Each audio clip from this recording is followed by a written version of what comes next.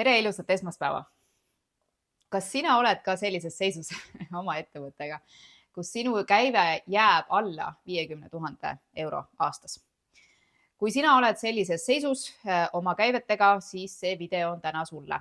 Ja tänane video tuleb minu poolt sulle hästi praktiline ja hästi konkreetne. Ilma pikema jututa, ma loodan, et tahan ma sulle anda konkreetseid nõuandeid, kuidas ikkagi siis oma käivet kasvatada ja kuidas oma materiaalset heaolu juhtida, paremaks muuta läbi siis sellise asja nagu ettevõtlus, jah. Sa oled ilmselt olnud tubli või siis oled sa veel seal ääre peal, aga sa oled tegemas seda otsust, et alustada ettevõtlusega või siis sa oled olnud äärmiselt julge ja võtnud selle teekonna endale ette. Isegi kui sa teed seda emana väikelaste kõrvalt, suur respekt, ma olen ise olnud selles olukorras ja see ei ole lihtne. Või siis, kui sa teed seda töö kõrvalt, et ka see ei ole kindlasti lihtne, sest see vajab palju distsipliini, järjepidevust, tubli oled ja ka oskust aega planeerida ja see näitab selgelt sinu prioriteete, et sa oled võtnud enda kätte need ohjad, et oma elustiili muuta paremaks, mis iganes see siis sinu jaoks tähendab, eks. Ja veel kord, olgugi, et ma täna olen jõudnud kaugemale, siis mina olen olnud selles olukorras ja ma olin pikalt selles olukorras, aastaid, et sellest välja tulla, oli vaja teha tööd iseendaga ja täna oskan ma siis anda edasi seda kiiremat teed, kuidas sinna jõuda, on ju. Aga enne veel, kui ma pakun sulle lahendusi, siis mis on takistused ja eriti just selles nii-öelda ettevõtluse esimesel tasemel, sellel esimesel ja teisel tasandil, selles algusfaasis. Üks suuremaid asju muidugi, mida ma siin videos täna ravima ei jõua hakata, aga millega olen ma naisettevõtjaid palju aidanud, on just nimelt identiteet, eks. Üks suuremaid takistusi ettevõtlusega alustamisel on see, et me ise tegelikult ei usu endasse kui ettevõtjasse. Ja me ei usu üldse, et meil on nii palju ebakindlust selles suhtes, et me võiksime teist inimest nimega klient aidata, on ju, et me võiksime olla väärtuslikud ja nii edasi. Ehk siis see minapilt on siin väga suur teema ja see on teekond ja selleks on vaja, see ei pea olema aastaid kestev teekond, nagu ta minul oli.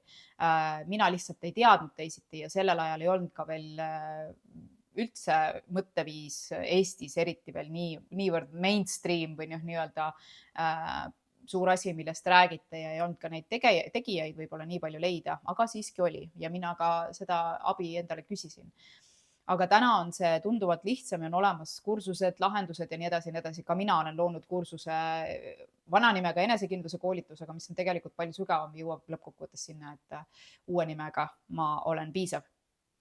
Ja see töötab siis sellel julguse, eneseväärtuse, piisavuse tasandil alateadlikkust harjutused, millega saad siis ennast aidata näiteks. Aga ehk siis see pilt on kõige olulisem asi ja kuna meil sisemiselt see pilt kõigub, vaata, siis mida me teeme, me otsime seda nõu väga palju väljastpoolt. Me ei usalda ennast, see ongi see piisavuse teema. Ja see on täiesti okei ja on okei ka see, et sa küsid nõu, aga nüüd oluline vahe on see, kellelt sa küsid nõu. Me lähme ikka ju pöördume oma lähedaste poole ja naistena me pöördume oma elukaaslaste, abikaasade poole ja siin on ka veel see nüanss, et kuna läbi aegade naiste roll ei ole olnud raha luua, leiba lauale tuua, nii-öelda, on ju, aegade algusest saadik on see nii-öelda rohkem meeste töö suures osas. Ja me ei ole arendanud endas seda oskust, aga mehed on ja siis me nagu automaatselt läheme küsime nõu meestelt. Aga tänases ühiskonnas, selles süsteemis, kool ja kõik, kus me oleme kasvanud, on ju, seal on üks suur aga, on see, et mehed ka, kellel ei ole ettevõtluskogemust, nad ei mõista sind. Ja nemad tahavad sind aidata vastavalt oma mustritele, aga vaata, kui ta ei ole seal, siis ta ei oska sind aidata.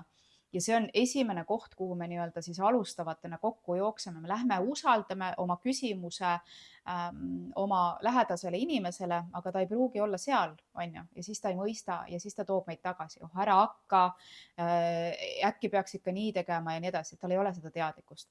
Ja siin number 1 asi, kui sa lähed küsima ja veel parem, palun ümbritse ennast inimestega, kes on ettevõtlikud ja mõtlevad lahendustele ja veel parem, nad on juba ettevõtjad. Kas või 1 samm sinust ees, aga nad on ettevõtjad.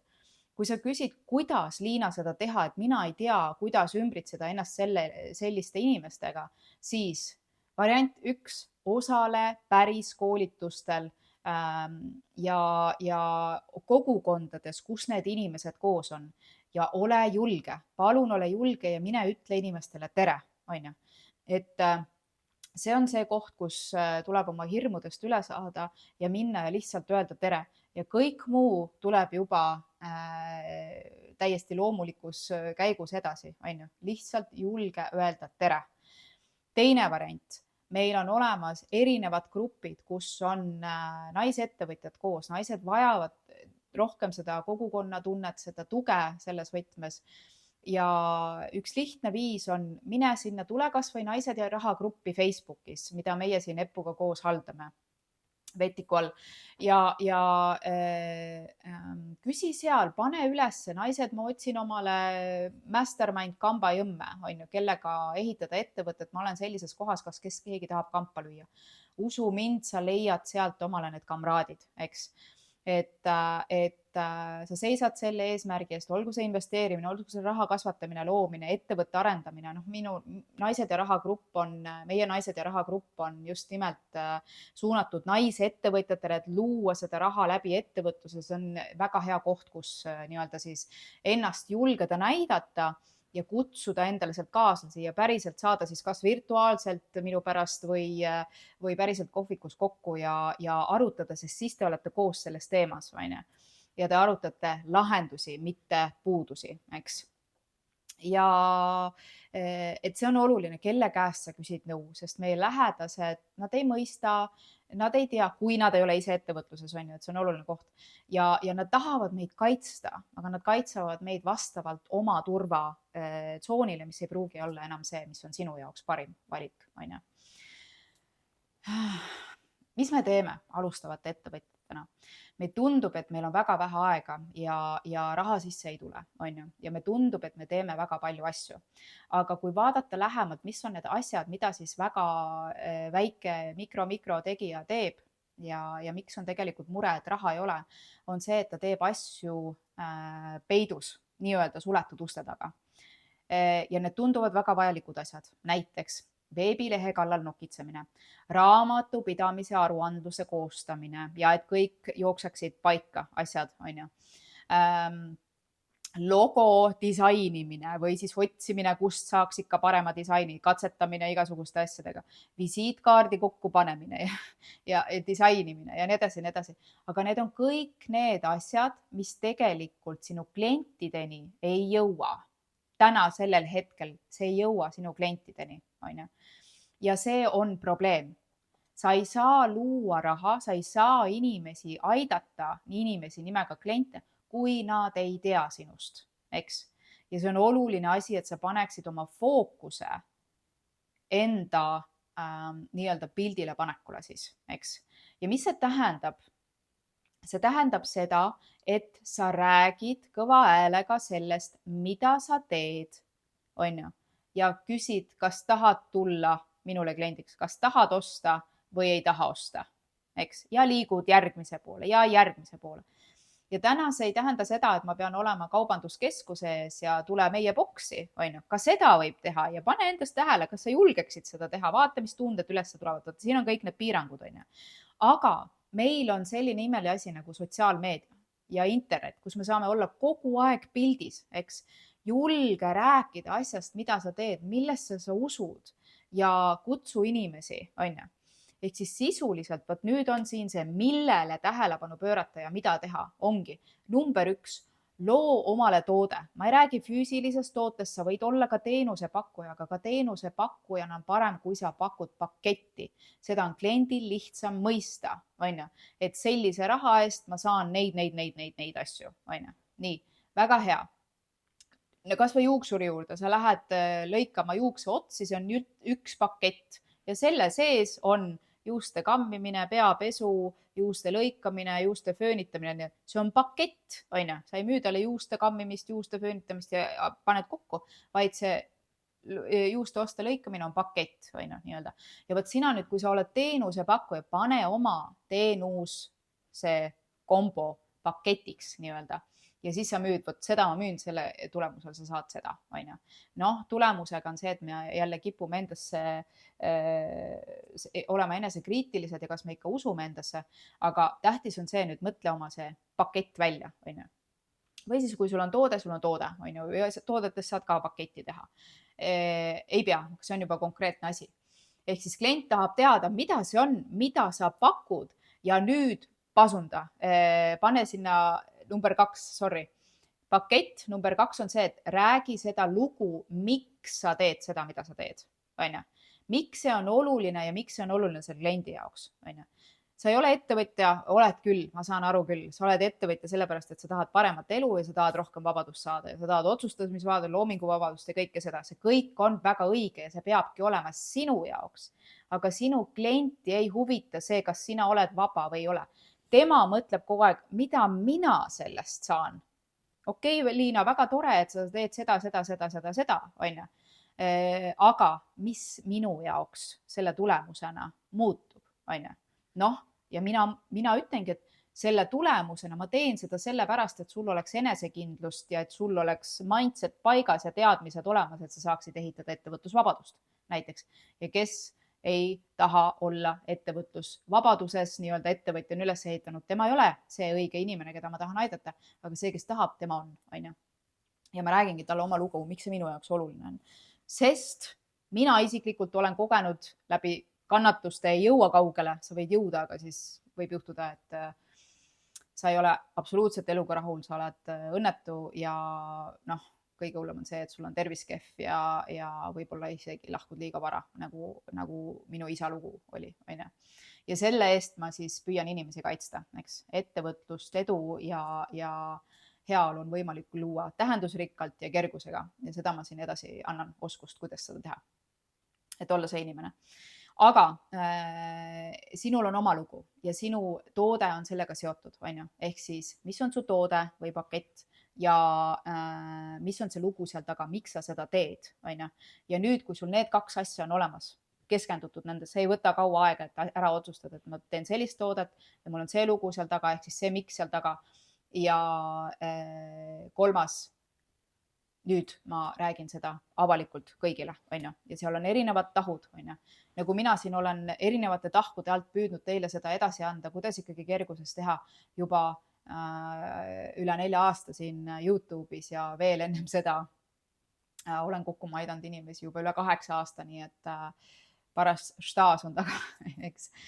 Ja see on sellepärast, et ma tõesti tunnen, et teen missiooni asja ja püüan seda ikkagi kasvatada endast kaugemale. Vot need 3 asja on asjad, millele sa peaksid selles faasis keskenduma, unusta ära kõik muu. Ma tean, see logo tundub nii oluline. Ma tean, et see isegi T-särk logoga tundub väga-väga oluline kingitus, mida klientidele edasi anda. Aga kui sul ei ole kliente, siis sul ei ole kellelegi edasi anda. Sa võid jagada, teha heategevust, eks. Aga sellega sa ei tõsta oma heaolu. Ja sinu heaolu peab olema esikohal sellepärast, et kui sina ei ela hästi ja sa vireled ja sa oled seal nii-öelda ellujäämise struggle'is, siis sa ei saa endast anda välja päriselt seda väärtust, mis sinu sees olemas on, aga me kõik ootame, et sa seda välja annaksid just oma unikaalsel moel ja sellisel moel, nagu sa tahad anda, on ju. See ongi kõige tähtsam. Ja mis ma sulle veel ütlen? Pea seda meeles. Müük on midagi, mida sa saad teha täna ja see toob sulle raha täna, eks. Turundus on suhete arendus, et sul oleks müüa kellelegi ka homme. Mõtle selle peale nüüd uuesti, on ju. Ja 3. või 4. samm tähendab, kui sa oled kuulutanud, siis sinu 4. samm, et jõuda 50 000 ülespoole aastakäibena, on hakata koguma endale publikut. See on alles 4. samm, pane tähele, on ju, esimene toode paigas, teine lugu paigas, 3.